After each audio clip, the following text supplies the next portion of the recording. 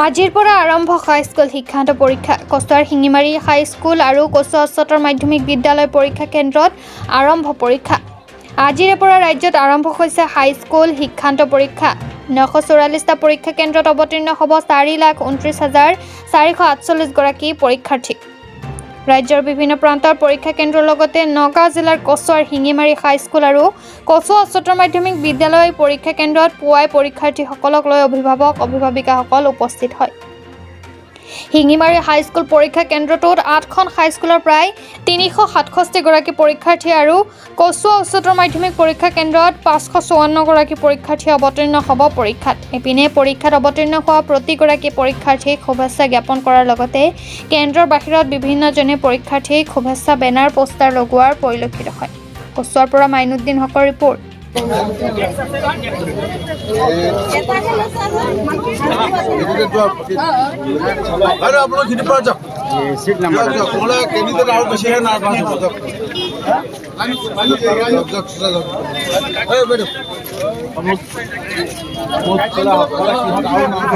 তোমালোকে যিখিনি নীতি নিয়ম মানি চলিব লাগে এই নীতি নিয়মখিনি মানি চলিবা আৰু কোনো ধৰণৰ ইফাল সিফাল আপত্তিজনক যাতে দৃষ্টিগোচৰ নহয়। গতিকে তাৰ বাবে আমি আহ্বান জনাইছোঁ আৰু সুদৰ শেষত সকলোৰে পৰীক্ষা ভাল হ'ব, ঈশ্বৰে সকলোৰে মংগল কৰিব। এইখিনিকে মই কৈ সামৰণি মাৰিম।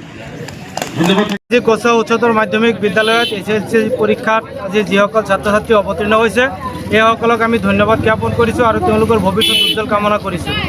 আজি দেখা গৈছে আমাৰ ছাত্ৰ ছাত্ৰীসকলো অতি উৎফুল্লিত আৰু আমাৰ গাৰ্জেনসকলেও উৎফুল্লিত।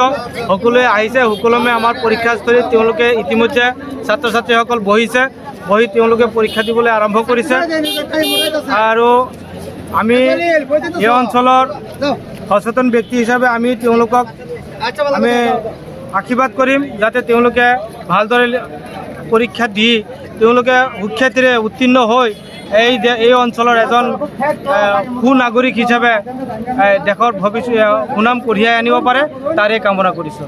15 ফেব্ৰুৱাৰী এয়া হ'ল শিঙিমাৰী নগাঁও জিলাৰ শিঙিমাৰী পৰীক্ষা কেন্দ্ৰ।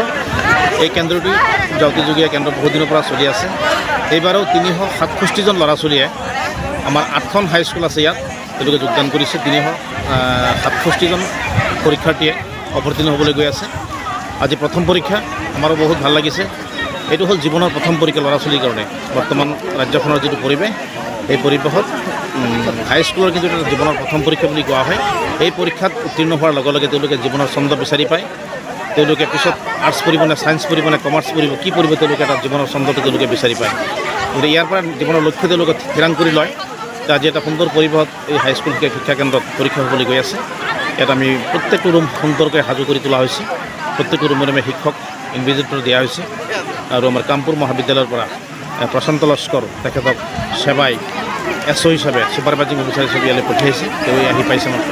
আমি খন্তেকীয়া সভাখনৰ আদৰণি পৰ্বটো চলাই পেলাই ল'ৰা ছোৱালীক আশীৰ্বাদ দিছোঁ যে প্ৰতিজন ল'ৰা ছোৱালীয়ে সুখ্যাতিৰ উত্তীৰ্ণ হৈ তেওঁলোকৰ যিটো জীৱন গঢ়াৰ যিটো সপোন বাস্তৱ হওক তাৰে কামনা কৰিছোঁ। আপোনালোকৰ চেনেলৰ যোগেদি প্ৰতিজন ল'ৰা ছোৱালীৰ দীৰ্ঘায়ু কামনা কৰিছোঁ।